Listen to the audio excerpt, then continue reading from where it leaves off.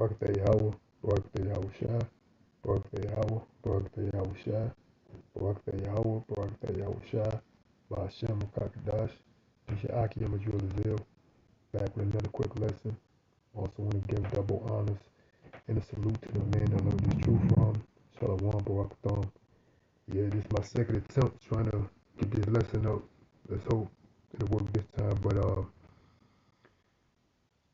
it goes into, what's going on here in America, man, dealing with, the leaders of Babylon the Great, aka America, man.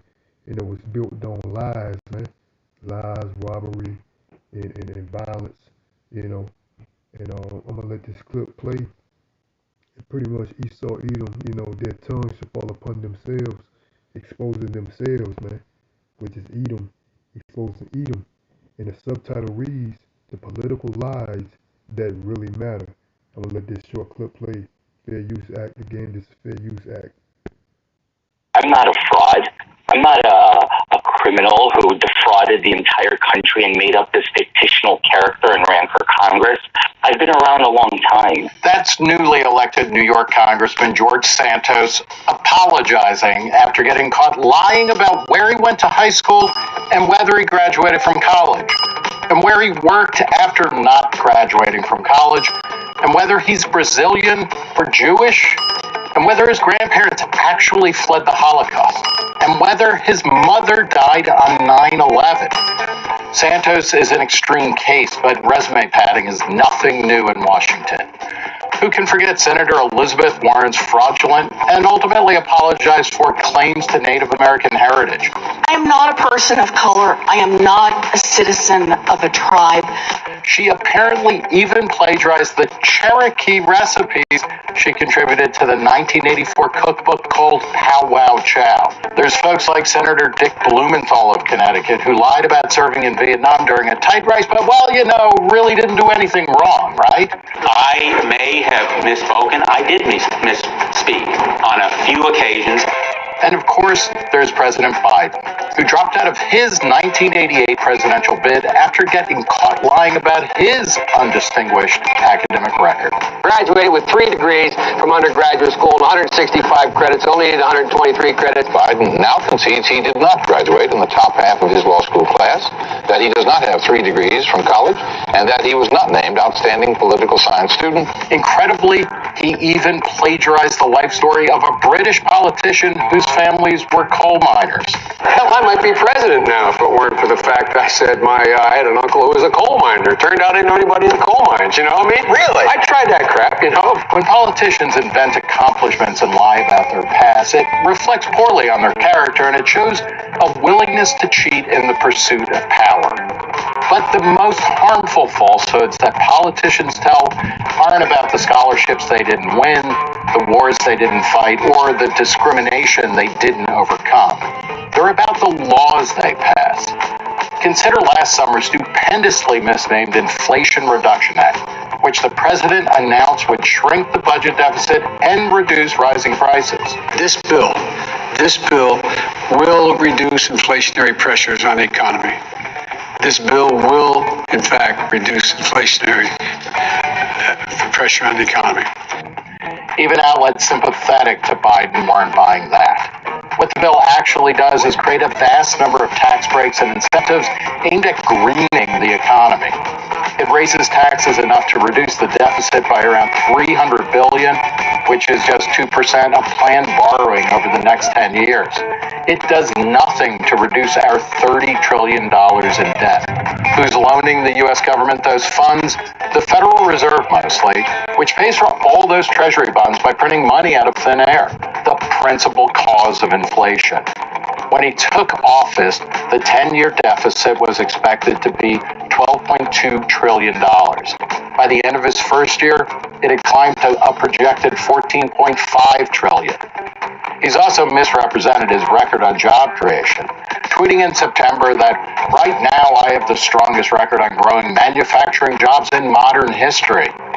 As the Washington Post Glenn Kessler pointed out, Richard Nixon beats Biden handily on that count, with 1.3 million new manufacturing jobs back in the early 70s when the country was a lot smaller, to Biden's 630,000. Biden also promised that he would end his predecessor's use of Title 42 rules to keep migrants from Latin America from entering the country while seeking asylum here. His flip-flop on that has alienated even his most ardent supporters. Of course, Joe Biden hardly invented political lying, especially among presidents. Indeed, his predecessors in the Oval Office lied about everything everywhere all at once: healthcare policy, pretext for war, and sex. I did not have sexual relations with that woman, Ms. Lewinsky. From newly minted congressmen like George Santos to the president, we've come to expect and maybe even accept that our politicians are going to lie about their resumes and their personal lives. That is totally unacceptable. But it's the lies about their policies that we really end up paying for, and that we really can't afford. What part of that? So, that video, there's no need for me to read this article because the video pretty much speaks for itself. But that's just a tad bit of what Esau Edom, how he built, how he built his empire, Babylon the Great, aka America, man, off of lies, robbery, and violence, man. And I'm gonna hit a couple precepts. Salakia. This is the book of Proverbs, chapter 6, and I'm starting at 11. It says, so shall thy poverty come as one that travaileth, and thy want as an armed man. A naughty person, a wicked man, walketh with a forward mouth. He winketh with his eyes. He speaketh with his feet. He teacheth with his fingers. Forwardness is in his heart. He deviseth mischief continually. He soweth discord. Therefore shall his calamity come suddenly. Suddenly shall he be broken without remedy. And it continues on to verse 16. These 6 things doeth the Lord Yahweh Ba'ashem Yahushua hate. Yea, 7 are an abomination unto him. A proud look, which Esau Edom is guilty of that. Proud of being American, one of his famous slogans. A lying tongue. This video shows you proof of that. That's what this kingdom is built off, lies. The hand that shed innocent blood, Esau Edom is guilty of that. He came over here and slaughtered the children of Israel, man. And also brought, the southern kingdom over and did an onslaught on them. Continuing on, 18. And heart that deviseth wicked imagination. That's plain and simple. Esau Edom, man, he imagines wickedness on a daily basis, man.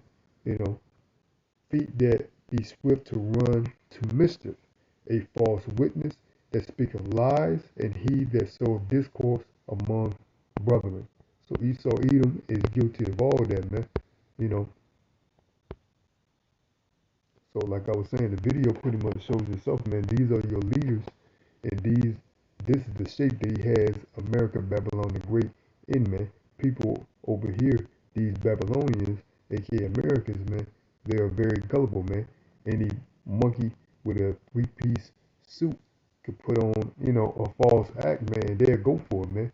Especially an Edomite, man. And these people won't have no second thoughts on what they're saying, man. They just go with it. Some may not go with it, but for the most part, most of them go with it, man. And I got another precept, man. And this is the book of Salakia, Nahum, chapter 3. Start at the top. It said, woe to the bloody city. It is full of lies and robbery. The prey departeth not, man. So this is that city, Babylon the Great, aka America, man. It's full of lies and robbery, man. And what the prey, which is Israel, departeth not, man. We'll go back to Proverbs, Salakia, book of Proverbs, chapter 6, and I'm going to read for the New Living Translation. It says, the poverty will pounce on you like a bandit. Scarcity will attack you like an armed robbery. Like scarcity will scarcity will attack you like an armed robber. What are worthless? No, what are worthless and wicked people like? You just seen an example of that. What are worthless and wicked people like? They are constant liars, man. See, these people are what? Worthless and wicked, man. What the New Living Translation says what? What are worthless and wicked people like? They are constant liars, man. So that's why Babylon the Great, one of the main reasons, Babylon the Great, you know, or one of the reasons, the main reason, because, Esau, Edom's self-proclaimed white man, was that vessel fitted for destruction. Also, he forwarded the affliction of the children of Israel, man. And Yahweh Bashem Yahushai has a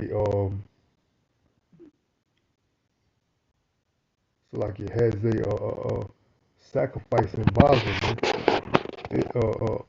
America, Babylon the Great, is going to be that altar, man, for sacrifice. So it is already designed that this place will be destroyed, man, because of what? The wickedness that Esau Edom has sown here. Repeat that again. The book of Proverbs 6 and 12. It says, what are worthless and wicked people like? They are constant liars, signaling their deceit with a wink of the eye, a nudge of the foot, or a wiggle of fingers. Their perverted hearts plot evil, and they constantly stir up trouble. But they will be destroyed suddenly, broken in an instant, beyond all hope of healing. That's what it says. That we would, the precept it says, we will heal Babylon, but Babylon will, more or less Babylon will not be healed. I might need to get that precept. It's like it.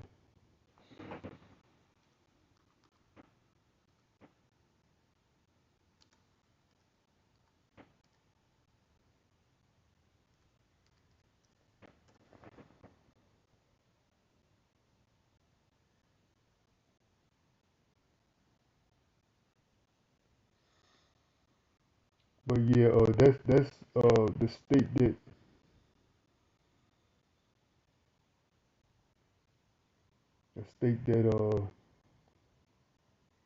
Babylon the Great is in, man. You know, because of its leaders, man.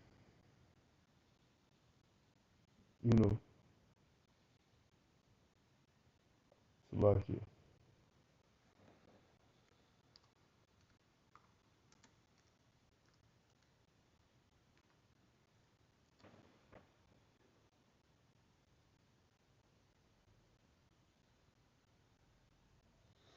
Yeah, but that's the state that Babylon the Great is in, man. It's full of lies, robbery, violence. That's why this place is going to be destroyed. You know, so lucky. I'm looking for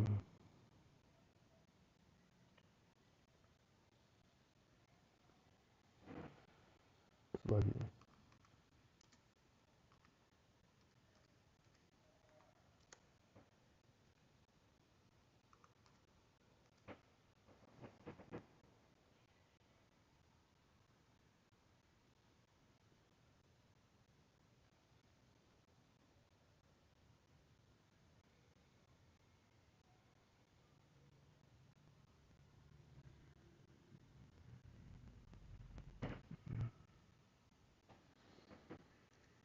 like one moment.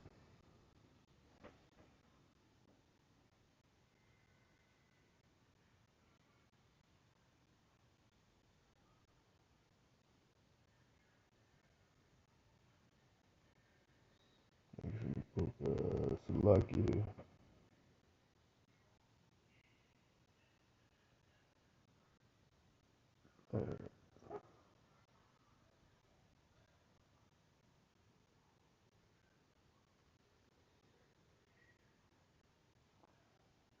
Salaki, give me 1 second. I'm looking for a preset.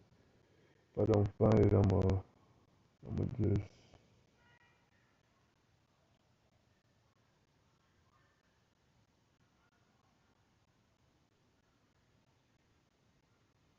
I can't Salaki. I can't find it right now. But it more or less goes into take bomb.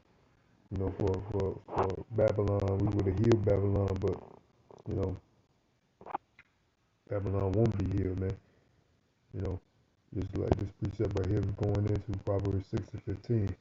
But they will be destroyed suddenly, broken in an instant, beyond all hope of healing, man. And that's what's going to happen to this place, man, because of the iniquity that's been consistently done here in Babylon the Great, and the wickedness is at an all-time high, man. You know what I mean? Every day this place getting more wicked, and especially with the acceptance of these alphabet people, they're trying to normalize these, these creatures, man. They trying to normalize it, have your kids accept it, but that's just the tipping point, man.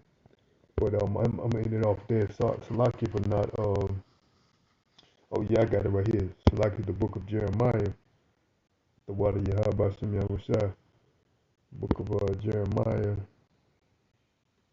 Salaki,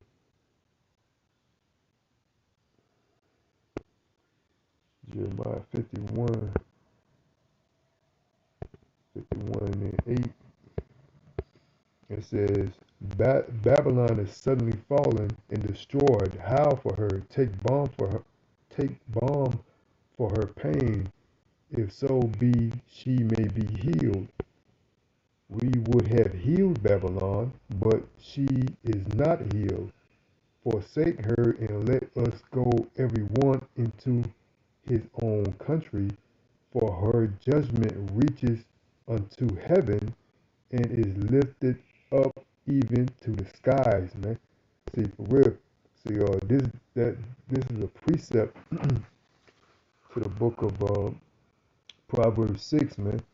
You know, chapter 6, man, when it goes into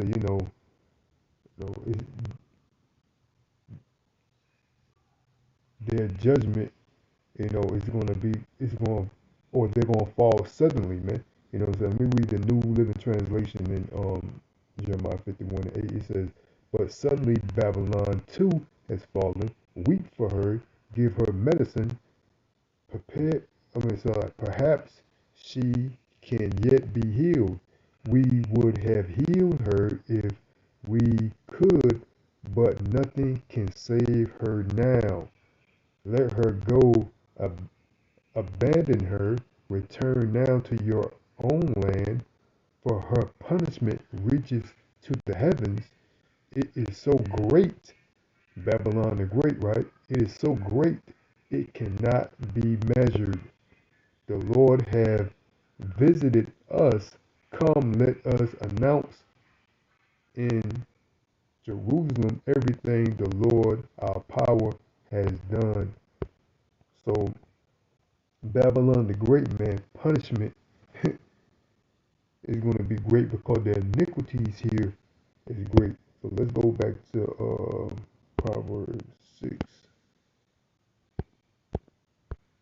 And it says, right here, it says, in the New Living Translation, it says,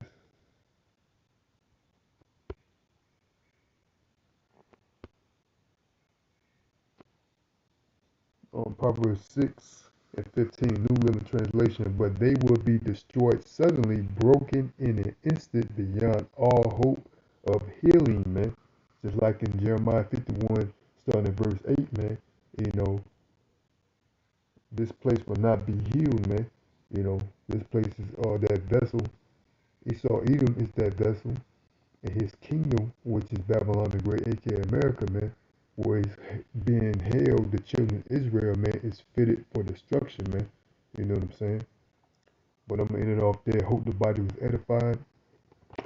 Till next time, you know, I want to give all praise, honor, and glory to Yahweh, Bashim Yahweh Shai, Bashim Wakakadash. Also want to give double honors and a salute to the men I learned this truth from. Again, this is your Aki Madrazel, and Lord willing, I'll be back with another lesson. Till next time, Shalom, Barakathal, and a Baba Ball.